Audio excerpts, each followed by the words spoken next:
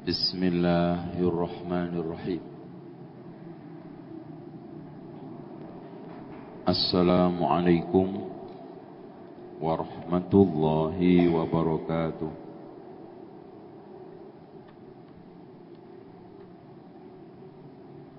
Innal hamdalillah nahmaduhu wa nasta'inuhu wa nastaghfiruhu wa nastahdihi ونعوذ بالله من شرور أنفسنا ومن سيئات أعمالنا من يهده الله فلا مضل له ومن يضلل فلن تجد له وليا مرشدا أشهد أن لا إله إلا الله وحده لا شريك له وأن محمدا عبده ورسوله لا نبي بعده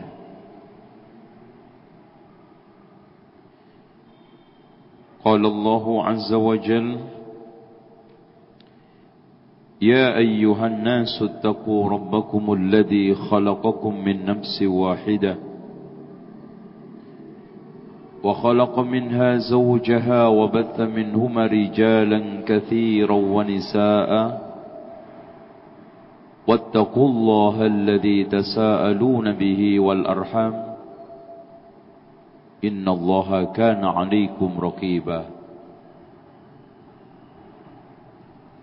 وقال تبارك وتعالى يا أيها الذين آمنوا اتقوا الله حق تقاته ولا تموتن إلا وأنتم مسلمون وقال سبحانه وتعالى يا أيها الذين آمنوا اتقوا الله وقولوا قولا سديدا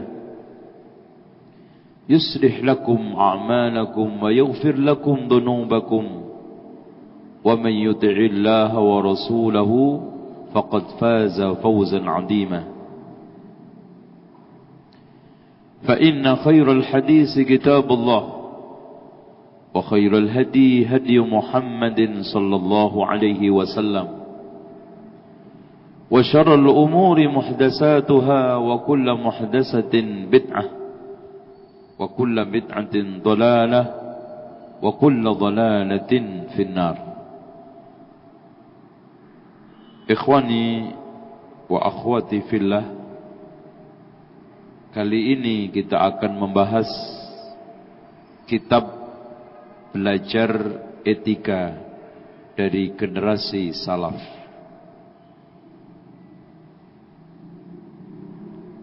Kita akan membahas sikap benci ulama salaf terhadap popularitas. Halaman 26. Ikhwah sekalian,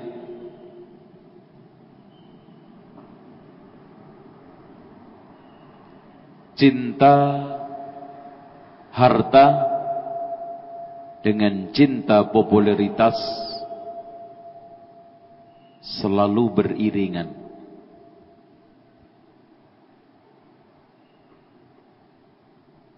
Karena dua-duanya sama-sama menguntungkan syahwat. Dengan duit kita bisa membeli baju, memenuhi kebutuhan rumah tangga, rekreasi, beli perabot, alat untuk menghibur nafsu. Begitu juga dengan popularitas.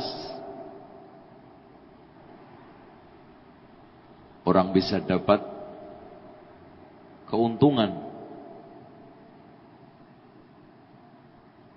Ya kadang duit bisa datang dengan sendirinya karena popularitas. Iya enggak, Mas?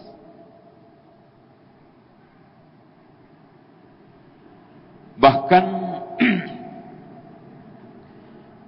orang yang punya duit belum tentu dengan hartanya dia bisa meraih popularitas ketenaran, tapi dengan ketenaran orang tentu gampang dapat duit.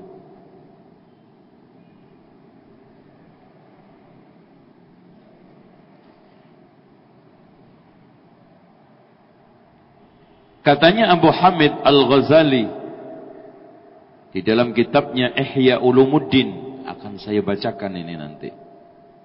Tahqiq Imam Al-Iraqi, yaitu Zainuddin Al-Iraqi, salah seorang guru besarnya Imam Al-Hafidh Ibnu Hajar Al-Asqalani.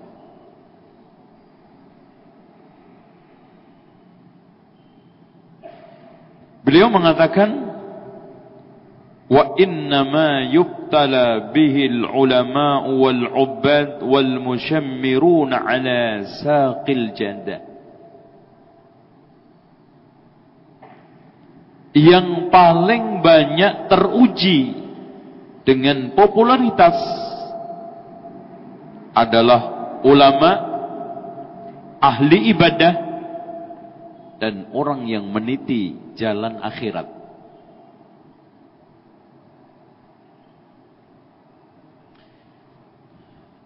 Kenapa, Mas?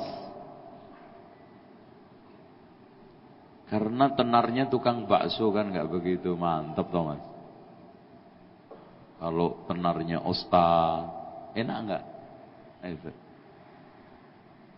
Tenarnya tukang AC pun paling servis AC ketemu-ketemu seminggu sekali. Sehingga ikhwah sekalian, hubbul jah, cinta kedudukan ketenaran lebih menguat di hati para ulama, ustadz, tokoh agama, ahli ibadah ketimbang orang awam.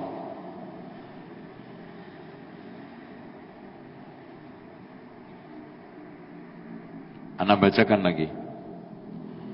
Fa innahum mahma qaharu anfusahum wa jahaduha, apapun yang diusahakan oleh tokoh agama untuk mengenyahkan syahwat dan subhat, kemampuan dia untuk mengusir syahwat-syahwat, subhat-subhat, tapi jarang yang mampu bisa mengusir popularitas.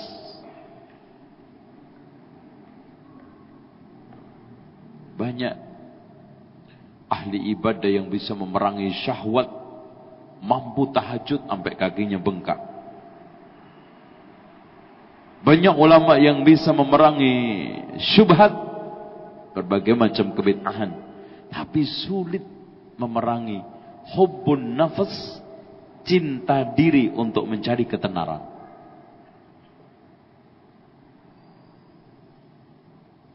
Ya ikhwan, dengan demikian ikhlas itu berat,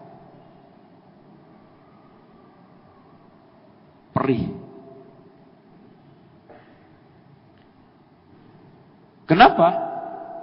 Katanya Al-Fudail Ibn Iyad, karena orang ikhlas itu enggak dapat bagian apa-apa. Sopo sing gelem kerja ora oleh upah. Nah, kan gitu, Mas. Siapa? Orangnya kayak apa sih? Usaha keluar keringat tanpa ada imbalan. Terus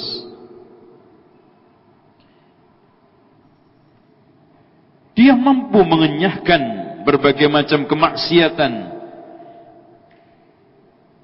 tetapi semua dibalik itu fatalabatil istirahah, mencari ketenangan hidup, ila tadahur bil khair, menampakkan kebaikan, wa idharil amal wal ilmi, menampakkan amal dan ilmu. fawajadat makhlasan min masyaqqatil mujahada ila ladzatil qabul ilal khalq, sehingga susah payahnya ibadah, pedih perihnya perjuangan, seakan-akan ada tempat istirahat, yaitu apa? Ketenaran, pujian yang diperoleh dari makhluk. Mas, antum kalau dipuji seneng gak? Wah, dia kan ahli tafsir. Wah. Jadi pujian-pujian ini seakan bagi orang yang cinta popularitas dari kalangan ulama sedikit angin segar untuk dihirup, menghibur dari susah payahnya dakwah. Ya ingatnya hiburan lah. Alhamdulillah dapat pujian. Tipis kan mas? Tipis. Seakan-akan dakwahnya ditukar dengan pujian orang, perjuangannya ibadah ditukar dengan kagum, sanjung, dan berbagai macam atraksi-atraksi pujian dari manusia.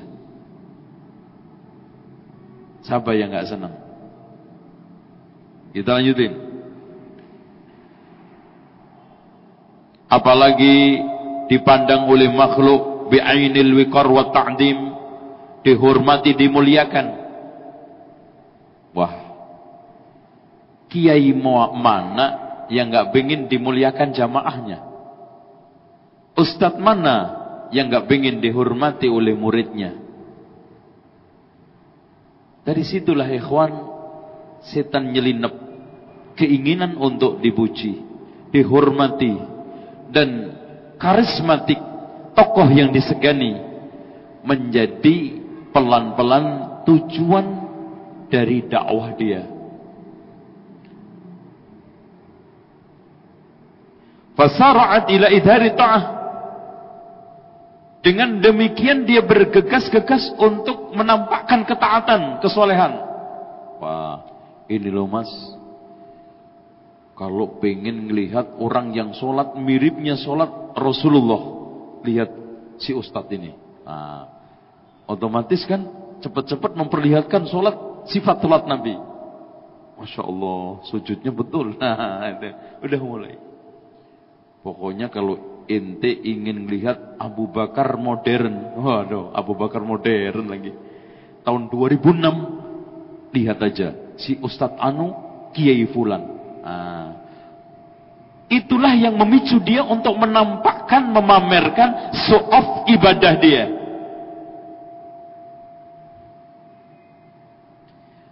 Wa tawassalta ila tila'il khalqi,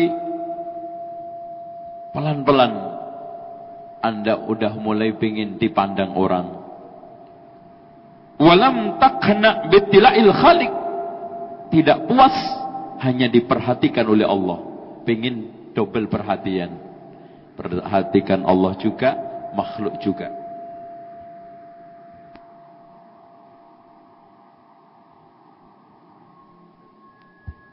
Terus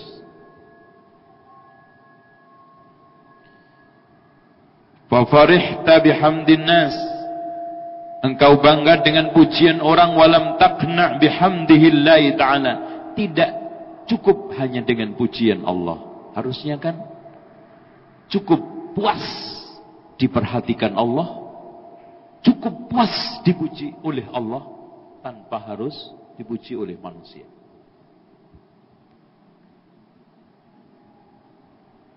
Satu, malah kagak bunyi. Halo?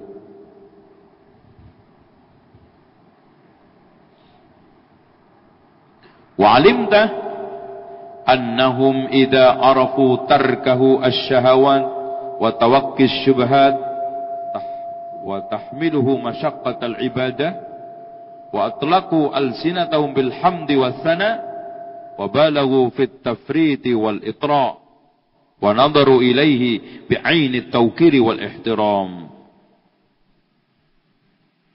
Kalau kamu tahu orang-orang kagum karena kesolehan kita. Kemampuan yang sangat dahsyat menanggung berbagai macam sulitnya ibadah. Masya Allah. Dia itu mas, puasanya Senin Kemis nggak pernah berhenti. Wah. Jadi lisan-lisan ini sudah mulai mengeluarkan pujian sanjungan. Bahkan di antara mereka ada yang sudah mulai ghulu.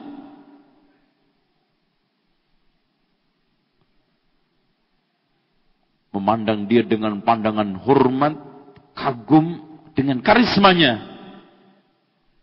Wa tabarraku, sehingga dia tabarruk dengan memandang. Jadi kayaknya melihat gurunya tok aja udah masuk surga. Wah, pokoknya ana itu kalau nggak ngelihat si Ustadz Anu, nggak denger suaranya si Ustadz Anu, seminggu aja udah kayak, nah ini nih, udah mulai kultus. Sehingga sampai tidak ada ilmu yang paling sah, tidak ada ilmu yang paling sahih diambil, kecuali ilmu dia. Ngaji yang lainnya kurang serp, kurang mantep, kurang madep. Nah itu udah mulai pelan-pelan diseret oleh syaitan lewat celah taklid dan ta'assub. Waraghibu fi barakati doa, dan mereka berharap nunggu-nunggu mendapatkan keberkahan dari doanya. Wah, dia itu mas, kalau doa langsung nembus langit. Kagak pakai tahan-tahanan.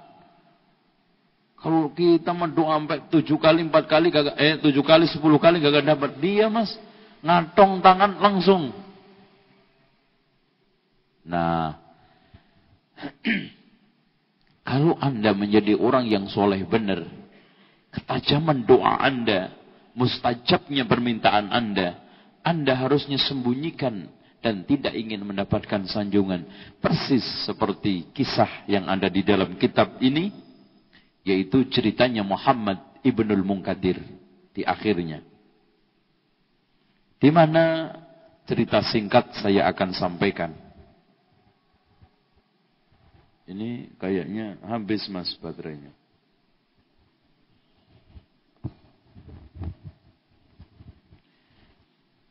Jadi cerita singkat, namanya aja cerita, sak cerit tapi nyoto. Nah, gitu. Dengerin nih, kawan. Suatu ketika Muhammad Ibnul Munkadir datang di tempat masjid pada malam hari dan singgah di tempat biasa dia untuk tinggal, dan tempat itulah dijadikan tempat untuk bersandar, beristirahat dan iktikaf serta untuk sholat qiyamul lail. Pada saat itu Madinah sedang paceklik, hujan tidak turun, terjadi kekeringan yang sangat. Dan penduduk Madinah ketika itu melakukan istisqa berkali-kali kagak hujan. Kemudian ada seorang yang hitam tegap badannya, membawa selendang yang dikalungkan di lehernya, mengenakan topi kuning. Ini orang Afrika. Kemudian dia berdoa, ya Allah, aku meminta dengan namamu, turunkanlah hujan. Setelah menurunkan tangannya, ya ikhwan, langsung hujan, petir, guntur, menyambar-nyambar, dan Madinah mendapatkan hujan yang merata. Pada saat itu, sebelum hujan, si Muhammad Ibnul Munkadir, ini orang waras apa gila? Berdoanya aneh banget. Setelah dia menurunkan tangannya, kemudian dibarengi dengan sambaran petir dan hujan,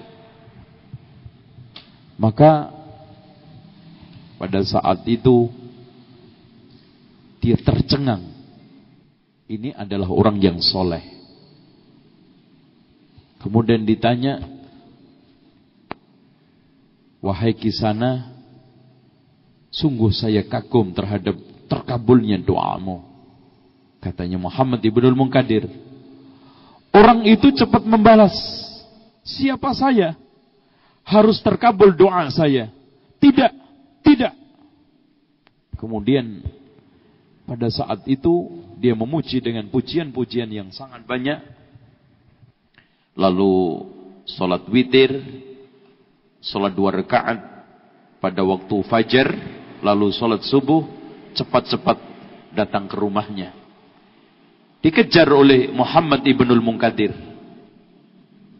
Dilihat, lenyap orang tersebut dengan cepat. Kemudian hari keduanya sama juga. Dia berdoa, hujan. Sampai ketiganya, Muhammad ibnul Munkadir datang ke rumahnya. Ditemui sedang jahit sul sepatu. Masya Allah, profesi mas. Jadi profesi jangan dijadikan ukuran. Sekarang kerja kalau kagak ada mereknya, tak laku.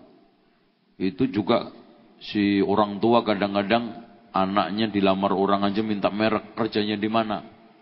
Harus ada mereknya, nggak benar itu. Kemudian dia bertanya, wahai Abu Abdullah, sungguh saya kagum dengan kabulnya doamu. Lalu dia menampakkan kemarahan yang sangat, kemudian berontak, teriak keras, seakan-akan tidak terima dan tidak ingin rahasia terkabul doa diketahui oleh orang dan ibadah diketahui oleh orang, sehingga pamrih makhluk. Maka saat itu pun Muhammad ibnul Munkadir mengatakan, wahai Kisana, saya mohon maaf, saat ini pun aku keluar dari rumahmu. Akhirnya dicari besoknya, rumah itu sudah kosong, tidak ada penghuninya, dan tetangga-tetangganya pada datangi Muhammad ibnul Munkadir. Muhammad ibnul Munkadir menanyakan, kemana si penghuni rumah ini? Katanya tetangga balik tanya, ada apa kamu dengan dia kemarin? Sehingga setelah kamu keluar dari rumah, dia mengemasi seluruh perabot rumah tangganya dan pindah, tidak tahu dia kemana. Katanya Imam Muhammad ibnul Munkadir, seorang ahli hadis dan termasuk thiqah, terpercaya. Hampir aku kelilingi seluruh rumah-rumah sekitar Medina, tidak saya temukan orang tersebut. Itulah ikhwan, seorang yang khafi, menyembunyikan, menyamarkan amalannya. At-taqi, bertakwa. Dan ini harusnya kita usahakan semua ibadah kita seperti itu. Oleh karena itu ikhwan, zikir yang dipuji oleh Allah adalah zikir yang dikatakan dalam hadis Rasulullah sallallahu alaihi wasallam, sab'atun yudhilluhumullahu fi dhillihi yauma la dhilla illa dhilluh. 7 orang yang akan mendapatkan naungan Allah di hari nanti tidak ada naungan. Di antara yang ke-6, rajulun dzakarallaha khaliyan wa fadat 'ainah, orang yang berzikir sendirian mengingat Allah kemudian meneteskan air mata. Al-khafi. Yang ketujuhnya juga sama, rajulun tasaddaqa bimalihi, orang yang mengeluarkan sedekah, fa akhfa, dia sembunyikan, hatta la ta'lam shimaluhu ma yunfiq yaminuhu, sampai tangan kirinya tidak tahu apa yang diinfakkan oleh tangan kanannya. Sekarang ya ikhwan, infak 1 miliar, riaknya 2 miliar. Masya Allah, kagak dicatat namanya. Jangankan gitu, namanya keliru aja, protes. Ulangi, pengumuman besok, koran. Itu, kagak terima. Subhanallah.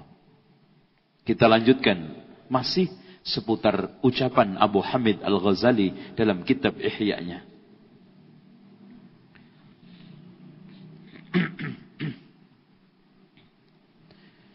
Waharisu, dengan demikian para jamaah sangat haris. Haris itu tamak untuk mengikuti seluruh pendapatnya. Makanya dia tampakkan kehebatan pendapatnya. Wah, jamaah ini kayaknya minat hebat saya dalam mengeluarkan pendapat-pendapat. Wafatahu bil khidmati wassalam. Wah, nampak dari jamaah pelayanan yang begitu memuaskan. Wah, siapa yang gak pengen jadi orang terkenal? Dilayani, diambilin sandalnya, untuk dibawakan tasnya. Wassalam. Kalau salam sama temennya aja lemes kayak 2 bulan kagak makan. Giliran sama Ustadz, assalamualaikum, tegas. Wah, semuanya pada kagum sama gue nih. Wa akramuhu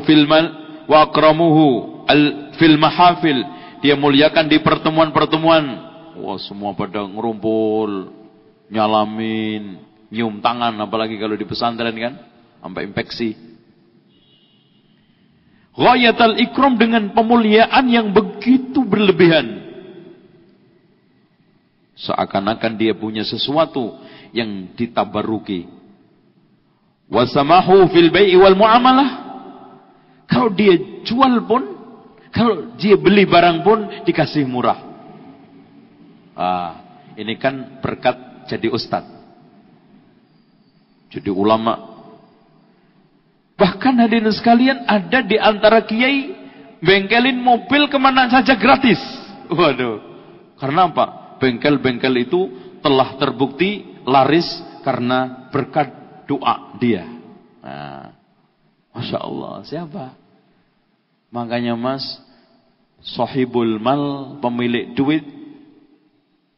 Nanti kita akan imbangkan perbedaan apa pemilik duit sama pemilik ketenaran, popularitas nanti. Wa qaddamuhu fil majalis, kalau di pertemuan pun kursinya paling depan. Wa atharuhu bit ta'am, makanan pun dia yang pertama kali dipersilahkan. Fadhal Ustaz. Kalau terakhir mang gini. Itu. Fadhal Ustaz. Wa tasagharu lahu muwaddi'in. Orang-orang pun merasa rendah di hadapannya. Anehnya si ustadz itu menikmatinya. Ya Allah, menikmati penghormatan, menikmati sanjungan, menikmati ta'assub, menikmati taklid muridnya. Iki podo slewere. Gitu kan gitu. Jamaahnya miring, ustadznya ya udah sekalian sesat. Kan gitu. Wangqadu lahu fi aghradihi muwaqqirin. Dia pun selalu dibuntutin untuk melayani berbagai macam keperluannya. Ada yang bawa sandalnya, ada yang bawa tasnya, ada yang bawa surbannya. Waduh, berebut. Makanya Abdullah ibnu Mas'ud, mas, kalau dibuntutin orang banyak, ditanyain, lo mau ngapain? Mau tanya, ana jawab. Enggak, saya cuman iseng mau ikut. Suatu kehinaan buat yang ikut dan fitnah bagi yang diikutin. Pulang. Apa yang geruduk-geruduk sini? Masya Allah. Khutbah aja, wah, bawa jamaahnya. Udah dampingin kanan kiri 20. Ya. Atau belanja komputer 50. Masya Allah. Itu. Ya ikhwan, kita terusin. Pada saat itulah fa'asabatin nafsu fi dzalika ladzah, jiwanya merasakan satu kelezatan pengagumnya. Lezat. Nikmat. Dan kelezatan ini nggak bisa didapatkan orang yang makan bakso, orang yang makan sate. Kelezatan akibat peroleh dari ketenaran ya ikhwan, Masya Allah. Makanya fitnah. Hiya a'damul ladha wa syahwatun hiya aghlabu syahwat. Tidak ada satu kelezatan di atas kelezatan, syahwat di atas syahwat. Dengan demikian, seorang ulama bisa enteng ninggalin syahwat karena tertukar dengan syahwat hubbur ri'asa, cinta ketenaran. Dia bisa meninggalkan berbagai macam kelezatan makanan untuk puasa karena dia telah mendapatkan ganti kelezatan pujian, sanjungan, kagum, taklid, ta'assub dari jamaahnya. Allahu Akbar. Makanya ikhwan, Abul Aliyah, seorang ulama tabi'in, ahli tafsir, dan juga ahli hadis, hidup di abad 1. Dia itu kalau digerombolin lebih dari 4, langsung berdiri, menghindar.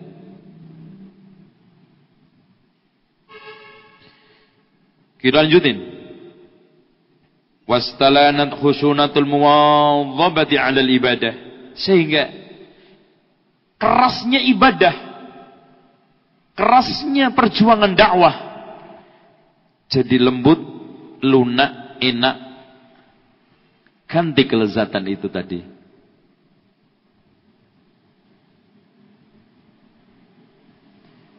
Yang lebih ngeri ya ikhwan, wa huwa yadunnu, dia menyangka anna hayatahu billah, hidupnya untuk Allah, wa bi ibadihil mardiyah, dan ibadahnya diridhai Allah, wa innama hayatu bihadi syahwa al-khafiyah allati ta'ma an tarkiha al-uqulun nafidah. Padahal ibadahnya sedang dikerokotin virus yang sangat lembut, yang tidak bisa dicerna kecuali oleh akal yang sangat tajam. Wayara, dalam kondisi dia menikmati kelezatan ketenaran, kelezatan pujian dari jamaahnya, dia memandang annahu mukhlisun fi ta'atillah, sedang ikhlas di dalam taat kepada Allah, wa mujtanibun li maharimillah, menghindari apa-apa yang diharamkan oleh Allah.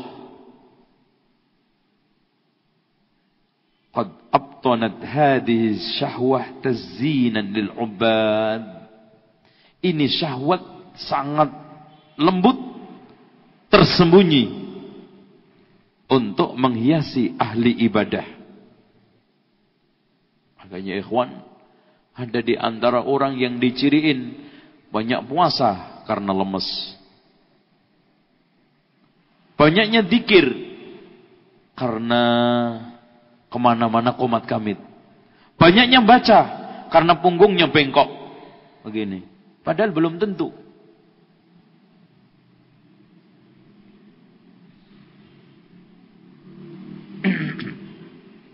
Fa ahbatat bidzalika thawabat ta'ah. Dengan demikian pahala ketaatan semuanya terhapus dengan lezatnya ketenaran, wa ujurul a'mal, pahala amal soleh, wa qad asbatat ismuhu fi jaridatil munafikin, dan dia telah mencematkan namanya di daftar orang-orang munafikin. Nasallallahu al-afiyah. Wa yadunnu, tapi dalam satu sisi dia menyangka annahu indallahi minal muqarrabin, di sisi Allah termasuk orang hamba yang muqarrabin, dekat. Wa hadhihi makidatun linnafsi, inilah tipu muslihat nafsu. La yaslam minha illa shadiqun, tidak ada yang selamat kecuali orang yang jujur di dalam keimanannya. Makanya ikhwan, dikatakan di dalam suatu athar dari Sebentar.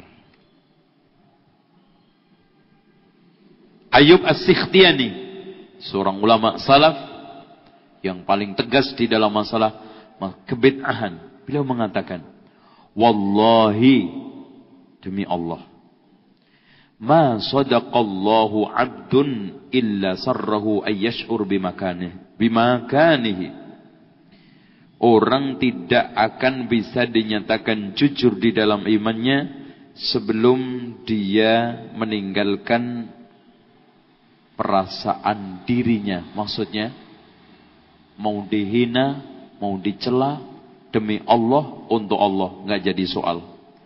Bahkan Ibrahim Adham mengatakan, ma sadaqallahu man ahabba syuhra, orang tidak akan bisa dikatakan jujur sama Allah selagi masih cinta ketenaran. Makanya ikhwan, Rasulullah sallallahu alaihi wasallam mencela pakaian ketenaran, pakaian yang pingin tampil beda karena masalah ini. Rasul mengutuknya. Nah, jam berapa Mas? Masih lama ya?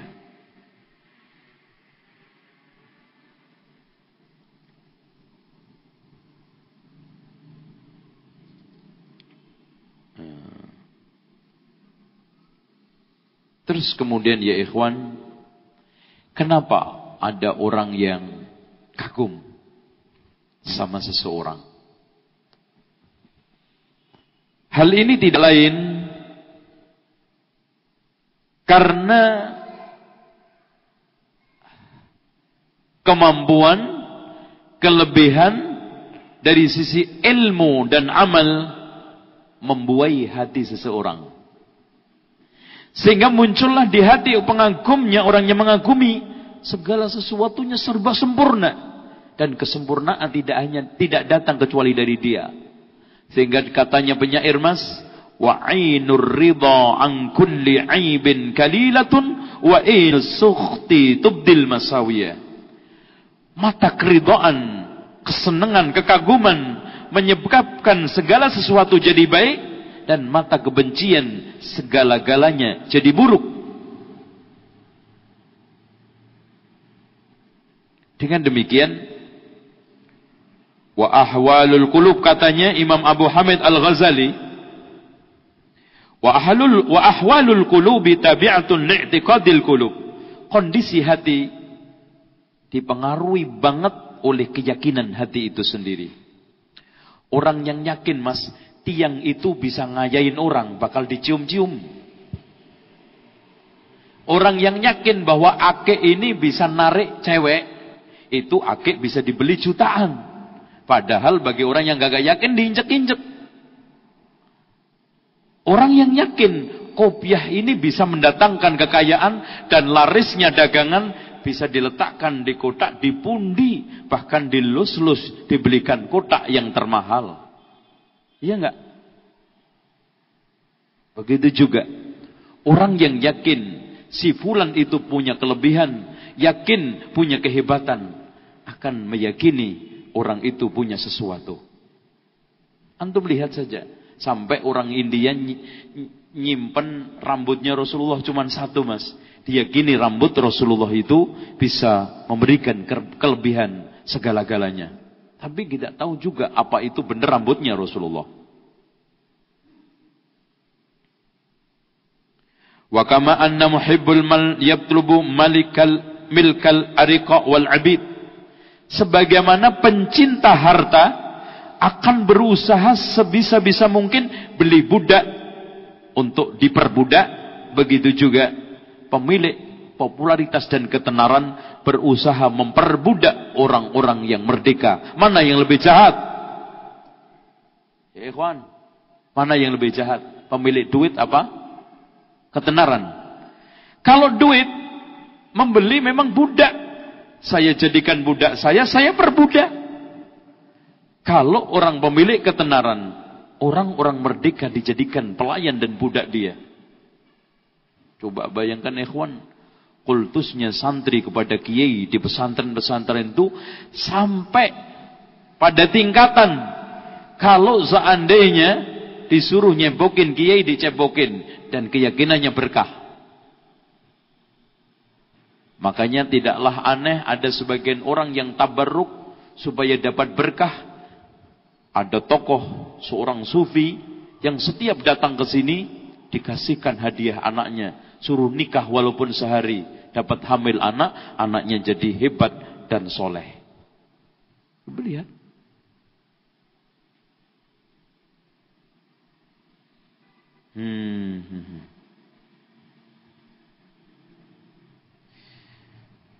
Sekarang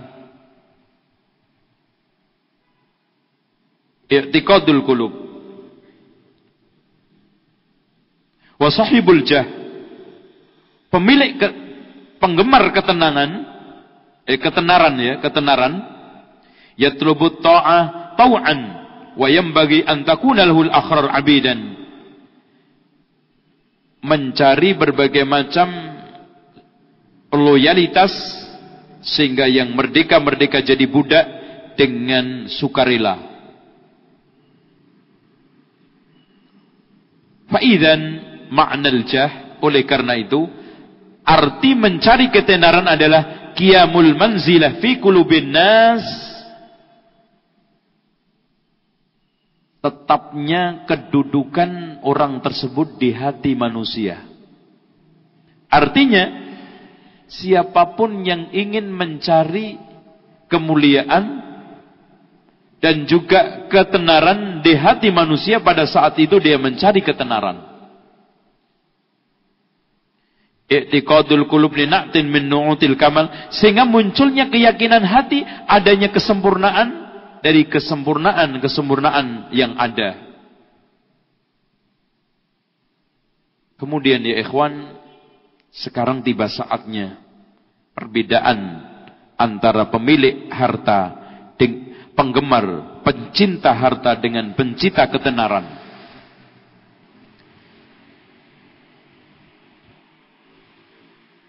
Pertama, meraih harta dengan ketenaran itu lebih mudah ketimbang meraih ketenaran dengan harta. Artinya yang saya katakan tadi, orang yang punya duit banyak tapi bodoh, ngomong enggak cetho, terhina, akhlaknya jelek. Siapa orang kampung yang mau kagum sama dia? Biarpun kaya raya, enggak ada. Berapa banyak orang yang berusaha untuk membeli jabatan, membeli kedudukan, tapi tetap aja tidak dipercaya oleh masyarakat. Tapi kalau sudah tokoh karismatik, mas, dengan sendirinya sukarela masyarakat nyerahin duitnya, nyerahin bondone. Bahkan hadirin sekalian, di kampung-kampung itu setiap panen disisihkan sekian persen dari panennya untuk sang tokohnya. Sukarela. Bahkan anaknya pun dikasihkan kalau diminta. Loh kan? Belum tentu dengan duit kita bisa dapat anak orang lain. Sampai kiai itu punya istri 4. Istri nikah lagi. Dapat masihan. Saking senangnya pengen dinikahi oleh sang tokoh tersebut.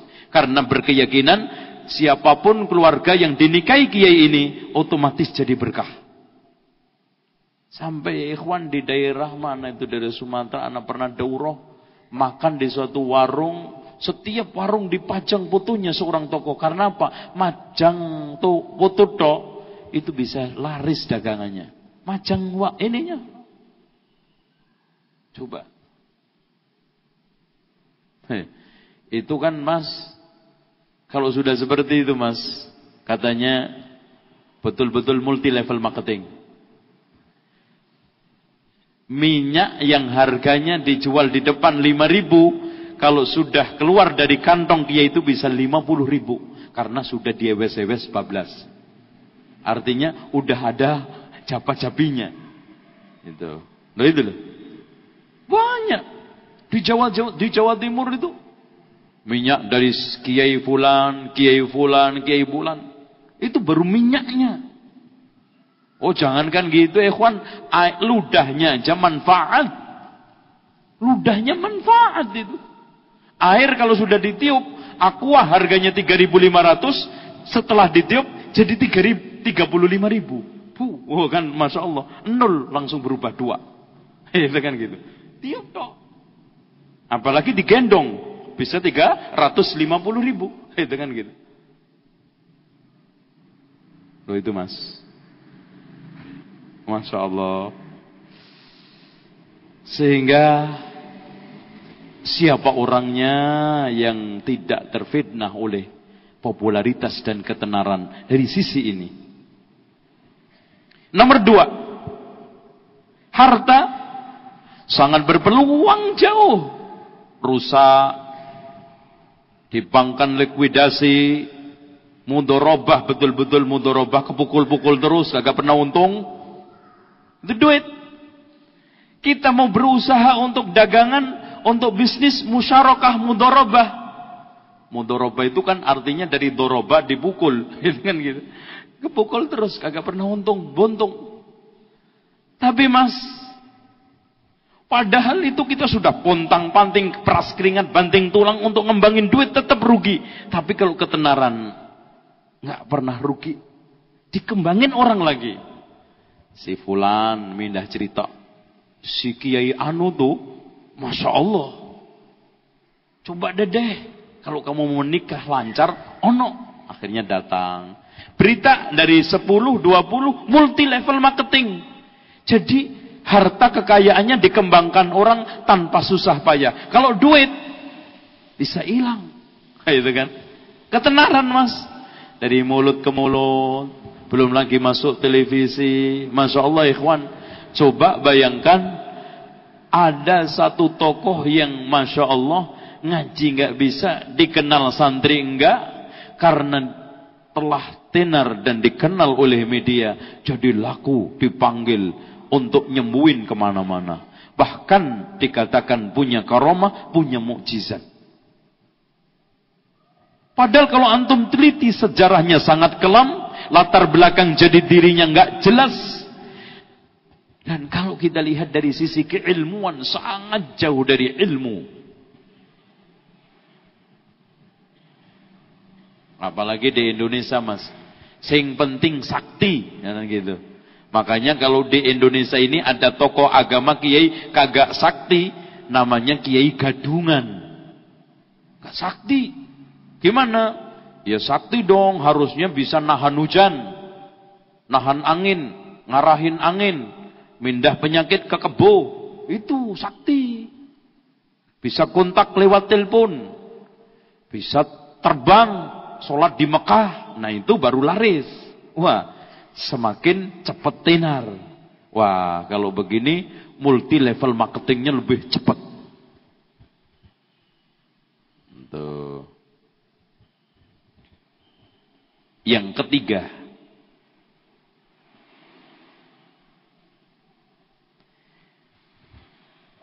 orang yang sudah memiliki hati orang mas, akan berkembang biak dengan sendirinya tanpa harus susah payah. Itu. Tanpa harus ada disimpan di bank, enggak, cukup kita pernah ceramah sekali, ngobatin orang, ninggalin sabuk sama baju Ontokusumo, ternyata terbukti buat tengkar nggak mempan dibacok, langsung udah dari mulut ke mulut, berkembang dengan sendirinya, merekah. Ya ikhwan, saya akhiri, setelah ini kita buka tanya jawab. Sebetulnya cinta harta tidak dilarang. Cinta kedudukan tidak aib aslinya. Katanya Abu Hamid Al-Ghazali itu karena dua alasan. Dua alasan. Mati Bani Jayan. Alasan yang pertama, orang cinta duit atau cinta ketenaran sama.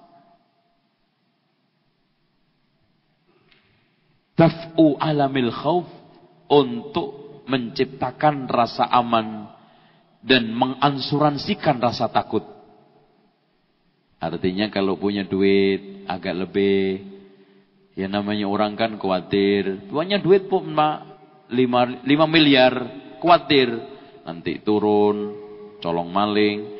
Jadi orang semakin cinta harta karena barangkali nanti kalau saya melarat masih punya simpanan, kalau dicolong orang masih juga ada pegangan, begitu juga ketenaran. Kalau kali-kali saya nggak laku bekam, masih bisa ruqyah. Saya nggak laku ruqyah, masih bisa ngajar Iqra. Nah itulah, minimal dipertahankan salah satunya. Untuk menciptakan rasa aman dan mengasuransikan rasa takut. Takut sekarang saya bisa saja ya.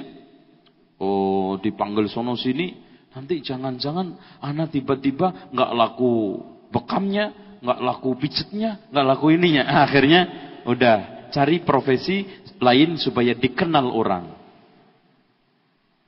Atau minimal duit tadi. Yang kedua ya ikhwan, tabiat manusia. Unsur di dalam tubuh manusia. Ada malaikatnya, ada hewannya. Cinta kebaikan, tapi cinta makan. Kita makan nggak mas? Nah, cinta makan, cinta duit, cinta pakaian, ini akan selalu ada pada setiap manusia. Wajar kalau dia cinta harta, wajar kalau cinta ketenaran. Tapi tolong jangan sampai di tujuan dan mengorbankan tujuan utama, mencari ridha Allah. Dan saya akhiri dengan hadis yang mulia, diriwayatkan oleh Imam At-Tirmidzi di dalam sunannya. Rasulullah SAW bersabda, "Ma dhi'bani ja'i'an ursila fi ghanamin bi'absat lahuma min hirsil mar'i ala syarafi wal mal ala al mali wasyaraf fi dinihi."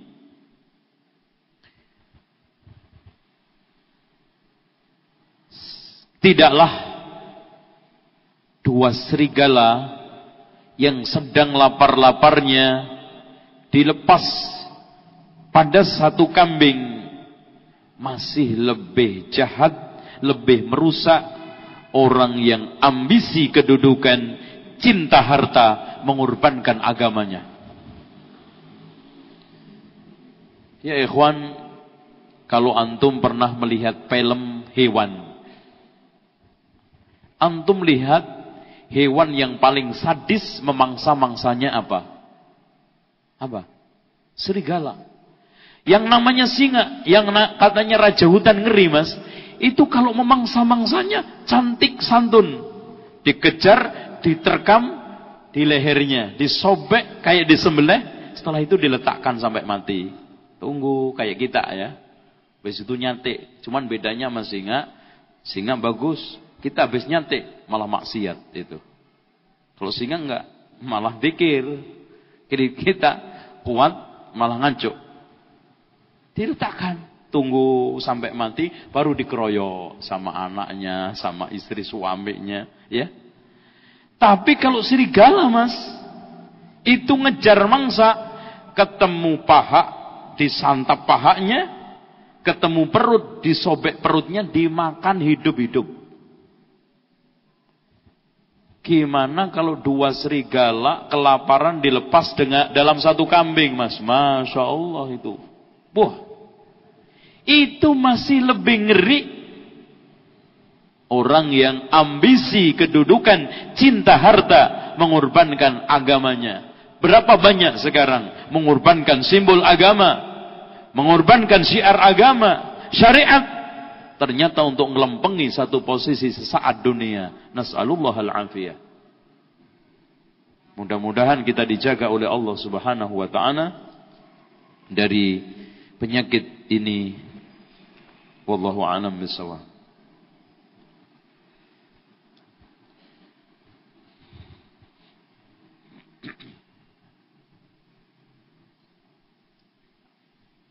Ini tanggal berapa, Mas? 26 Februari ya?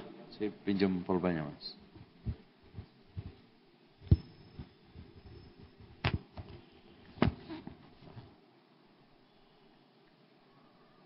Januari ya?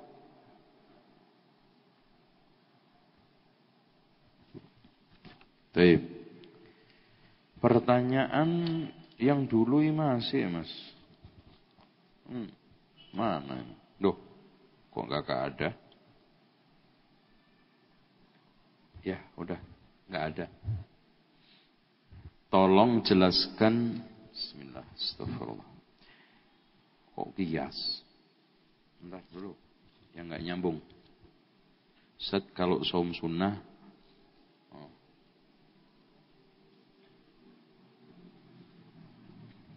zaman Rasulullah al-hadis dilarang untuk dicatat. Bentar. Bagaimana hukum gadai? Ya Allah, gadai sawah lagi. Ya, gak nyambung. Jangan-jangan gak nyambung semuanya. Ustaz, kita bangun malam qiyamul lail bersama istri. Boleh berjamaah atau sendiri? Tolong penjelasannya. Gak nyambung juga ini. Boleh, dasarnya Rasul pernah berjamaah sama Aisyah, salat witir dan salat yang lainnya.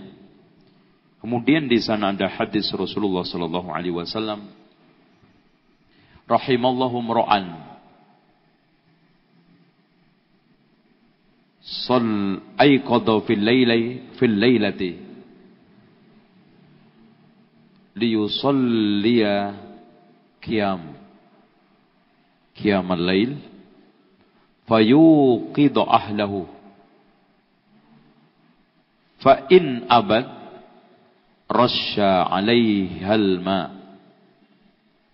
Semoga Allah merahmati seorang laki-laki yang bangun untuk sholat malam dan membangunkan istrinya, kalau menolak dipercikin air. Begitu juga sebaliknya. Dengan dasar ini bahwa qiyamul lail antara suami istri atau keluarga dibolehkan. Bolehkah kita memanjangkan celana sampai mata kaki? Tidak, karena sombong. Kagak nyambung juga. Ntar dulu. Kita akan menjalankan sunnah tapi takut. Suatu amal yang akan kita lakukan niat ikhlas tapi tiba-tiba terbesit rasa riya. Apakah sebaiknya kita batalkan? Ya ikhwan, antum camkan ucapan Al-Fudail ibnu Iyad. Al-amalu li ajlin nasi syirkun wa tarkul amali li ajlin nasi riyaun. Beramal karena manusia syirik dan meninggalkan amal karena manusia riya. Dengan demikian kita harus terus beramal sambil kita perangi dan kita lawan sampai hilang rasa riya itu, dan insya Allah syah. Ya ikhwan, kenapa meninggalkan amal riya? Contoh sekarang, anak gak mau ngaji, khawatir nanti dituduh orang so alim. Berarti ngaji ente supaya dikatakan orang alim. Riya atau? Kalau enggak ngapain ente memperhatikan manusia? Bagaimana kandungan tafsir Munir? Ya, tafsir di antara beberapa tafsir yang lainnya, dan manhaj penafsirannya adalah miring-miring ke Asy'ariyah, maka hendaknya bagi talibul ilmi untuk dihindarkan.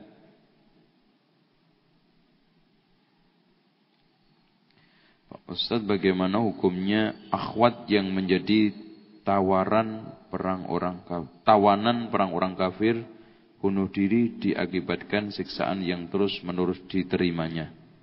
Wallahu a'lam bishawab. Saya tidak bisa menjawab ini.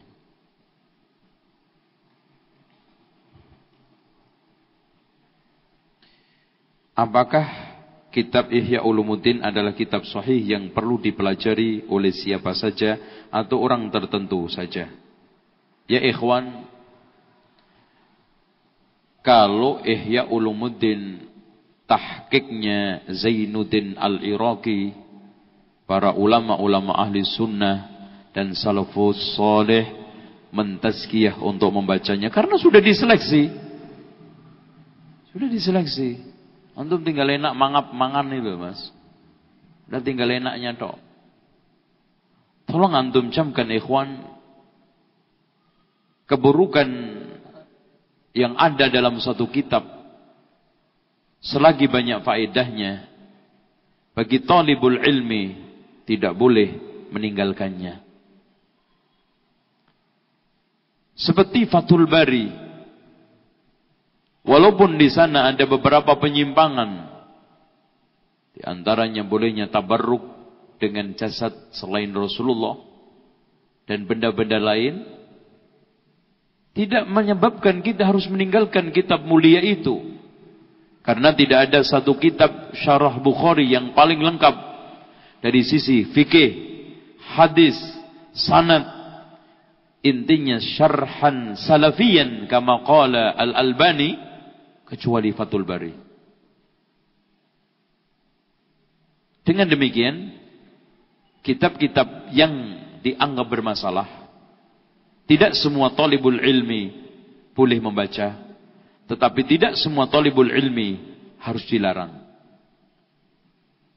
Dengan demikian, bagi orang yang sudah mengetahui tahqiq, sudah mengetahui tamyiz bi ilmihi, dengan keilmuannya dia bisa memisah antara hak dengan batil, bukan dengan kebodohannya. Bodoh nggak bisa milah-misah. Walhasil, ana sarankan antum membaca kitab-kitab Ihya yang sudah ditahdzib. Ada tahdzib Ihya Ulumuddin atau tahqiqnya Ihya Ulumuddin Zainuddin Al-Iraqi, semua hadisnya sudah ditakhrij, yang maudhu, la aslalahu, yang ini. Dan antum baca sekalian tahqiqnya itu. Tapi saya tidak menyarankan bagi orang-orang yang baru belajar untuk membaca kitab itu sendiri tanpa bimbingan seorang ulama. Karena memang penyimpangan-penyimpangan, terutama masalah yang kaitannya dengan tasawuf, sangat fatal. Sangat fatal. Bagaimana kedudukan hadis yang bunyinya jihad hawa nafsu lebih besar? Ini hadis la asla lahu, tidak ada asal usulnya, maudhu.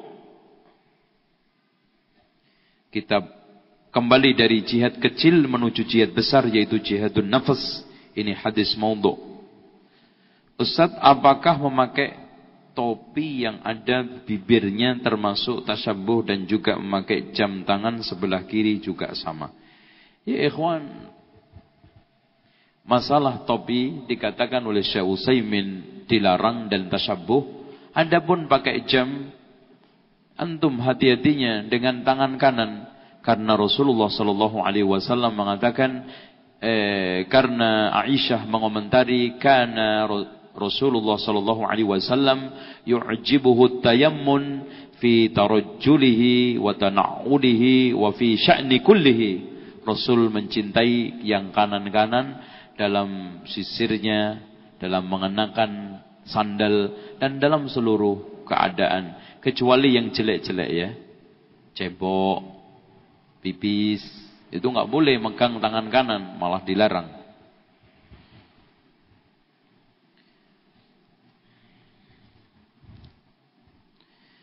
Bagaimana sikap kita bila yang sedang diberi amanah sebagai seorang pemimpin di masyarakat yang terkadang sulit terhindar dari dampak popularitas?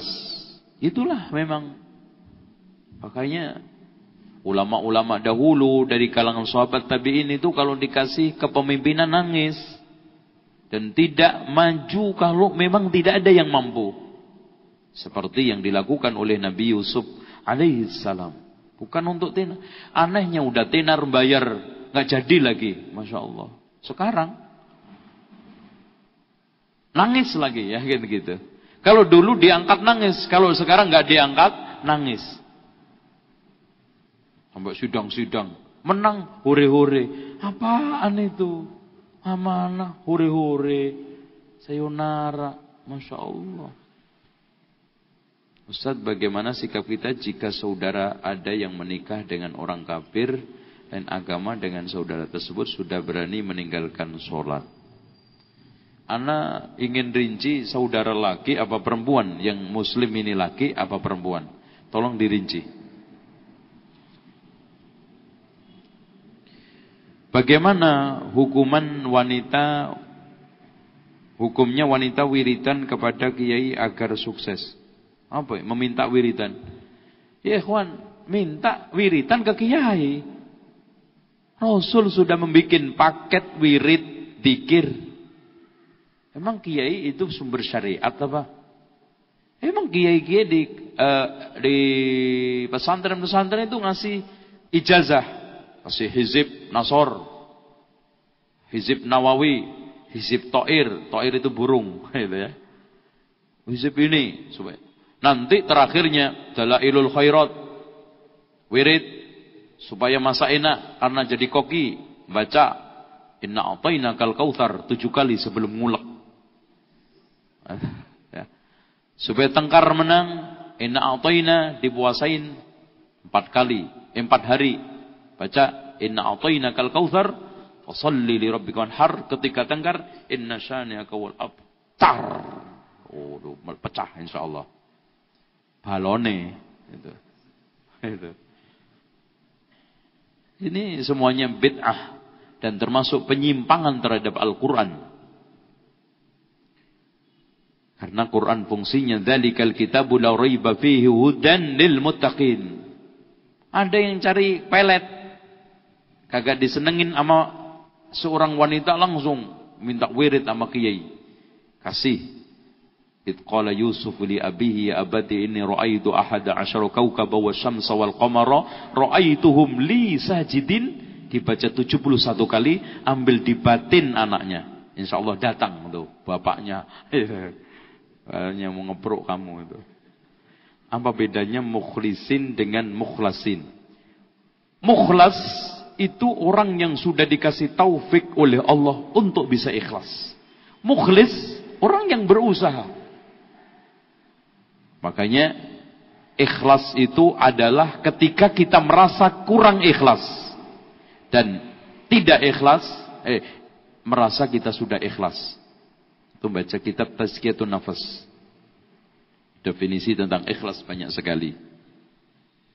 Ada yang mendefinisikan menyibukkan pandangan Allah, melupakan pandangan manusia, dan ini yang sahih. Ana pernah ikut kajian ustadz tertentu. Kata beliau, banyak ulama hadis yang otak-atik hadis, termasuk ulama Albani. Bagaimana menurut Ustadz? Otak-atik lagi. Orang sampai tua elek, habis waktunya dicurahkan untuk buka-buka ratusan ribu kitab. Otak-atik. Lo yang ngomong bener dong. Ya ikhwan, antum dengarkan apa yang dikatakan oleh Ibnu Asakir. Inna luhumal ulama'i masmumatun wa adatullahi ma'lumatun. Darah dagingnya ulama itu beracun dan permusuhan Allah buat orang yang menghujat ulama jelas. Ngerasanin orang biasa aja makan daging bangkainya ya Mas ya. Gimana kalau daging bangkai disuntik racun? Cepat mati enggak? Kelenger langsung. Mati, na'udzubillah ini orang. Ya lah. Maklumlah Mas, orang itu kalau bodoh cenderung menjadi musuh apa yang tidak diketahui. Enggak tahu susah payahnya takhris hadis, enggak tahu susah payahnya mempelajari meneliti hadis, ngentengin kayak lalat lewat diteplek. Ya Allah, ini orang. Apa ada dalil sahih zikir berjamaah? Sebab ada ustaz yang bilang ada dalilnya. Ikhwan, dalil yang digunakan untuk membenarkan zikir bersama tidak jauh dari untuk dalil bersama-sama zikir. Beda enggak zikir bersama dengan bersama zikir? Oh, baina sama wa sumur, dalamnya 400 meter. Beda. Kalau bersama-sama zikir, ayo di tempat ini jangan sampai lupa zikir. Tetap ingat sama Allah. Termasuk zikir yang tertinggi adalah thalabatul ilmi. Tapi kalau zikir bersama-sama, suaranya sama, seragamnya sama, bacaannya sama, nangisnya juga bareng. Dan yang mimpin harus orang-orang dikenal. Umpamanya ada orang tahu-tahu masang zikir bersama Wahyudi. Sopo Wahyudi kita? Kakak kenal. Apa meneh zikir bersama Waluyo. Waduh, Jawa, gak mandi, gitu kan.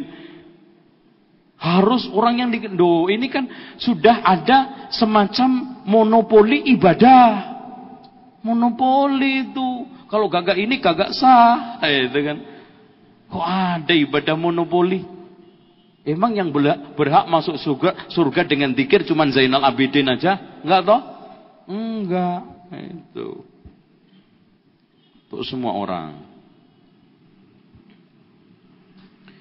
Ustadz, ketika bangun malam qiyamul lail bersama istri, boleh udah ya. Tadi tanyanya, bolehkah kita memanjangkan celana? Ikhwan tolong dicamkan, memanjangkan celana ada 3 kategori. Camkan dengan baik. Setelah ini ente ngelakukan, enggak, neraka tanggung masing-masing. Gitu aja, enteng-entengan, enggak usah susah-susah. Rasulullah bersabda, man jarra ma asfala minal ka'baini minal izari fa finnar, muttafaqun alaih. Apa-apa yang di bawah mata kaki dari kain di neraka. Ini mutlak, sombong atau tidak sombong. Itu, enggak ada catatan sombong kan? Yang sombong, man jarra thawbahu khuyala alam yanzurullahu ilaihi yaumal qiyamah. Siapa yang menjulurkan kainnya di bawah mata kaki, tidak dilihat Allah. Rawahu Abu Dawud, sahih. Disahihkan oleh Syalbani. Berarti kalau ada unsur sombong, enggak dilihat sama Allah. Berarti nerakanya plus. Masuk neraka plus tidak dilihat Allah. Kalau plus sekolah, plus haji enak, plus neraka itu kagak enak ya. Emang nomor 3-nya Rasulullah bersabda, irfa' izaraka ila nisfis sak. Angkatlah kainmu sampai pertengahan betis. Fa in abaita, kalau enggak mau juga, fa ilal ka'bain, pas mata kaki. Jangan sampai dipas. Wa iyyaka wa isbalal izar, hati-hati menjulurkan kain. Fa innahu minal makhilah, itu termasuk kesombongan. Wallahu la yuhibbul makhilah, Allah enggak suka kesombongan. Berarti sombong enggak sombong, pakaian itu termasuk kesombongan. Pakaian kesombongan. Seperti sekarang loh Mas, ente tahu-tahu pakai pakaian kebesaran pendeta. Anak kan enggak pendeta, ya enggak boleh. Walaupun ente enggak pendeta, tapi pakaiannya pendeta. Itu pakaian kesombongan. Allah enggak cinta sombong.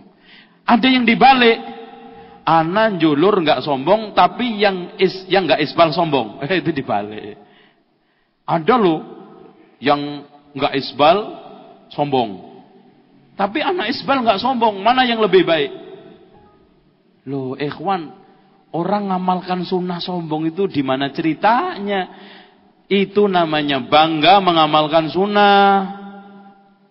Lah kalau yang namanya sombong, bangga menentang sunnah, itu orang dibalik itu lagi gimana sih? Kaedahnya kelirunisasi ini, dikeliru-keliruin. Itu enggak benar ya ikhwan. Orang sekarang ini bangga mengamalkan sunnah, terpuji enggak? Bukan sombong.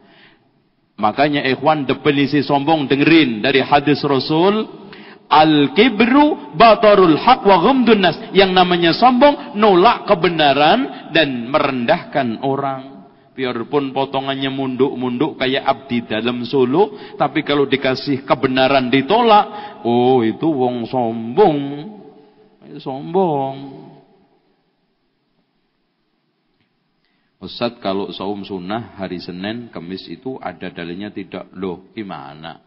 Perlu tanya sekarang ya ikhwan. Ada 2 hadis, ya.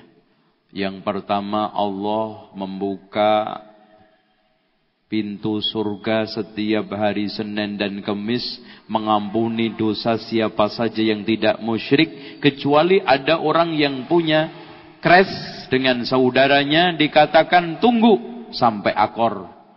Dan Rasulullah SAW juga pernah puasa hari Senin Kamis. Dia ditanya, pada hari itulah amal kebaikan diangkat, aku cinta amalku diangkat dalam kondisi puasa. Kita akan menjalankan sunnah, tapi takut tidak ikhlas. Ya, ini ama aja, saya nggak ngaji aja deh. Nanti kalau ngaji jadi tahu, jadi malah dosanya gede-gede. Ya Allah, ini syaitan mas. Makanya antum perangi dengan beramal, walaupun awalnya riya, tapi diperangi, akhirnya ikhlas. Insya Allah Anda diberikan kelebihan oleh Allah. Karena meninggalkan amal karena takut tidak ikhlas, tidak ada dalilnya. Jadi tetap beramal, terus perangi. Dan tinggalkan amal karena Allah, lakukan amal kebaikan karena Allah. Hadis dilarang untuk dicatat karena mengumpang Al-Quran. Kenapa zaman sekarang mengutamakan al-hadis? Ya ikhwan, itu awal-awalnya Rasulullah mengatakan, la taktubu anni ghairal Qur'an, wa man yaktubu anni ghairal Qur'ani falyamhu. Barang siapa yang menulis dari janganlah kalian menulis dariku selain Al-Quran. Barang siapa yang menulis dariku selain Quran, hendaklah dihapus. Setelah Quran mapan dan diturunkan bagus, maka Rasulullah SAW mengizinkan kepada Amr bin Azzar, Rasulullah boleh enggak aku catat? Uktub wa ma kharaja min fi illal haq, tidaklah keluar dari mulutku pasti benar. Dan wa ma yantiqu 'anil hawa in huwa illa wahyun yuha,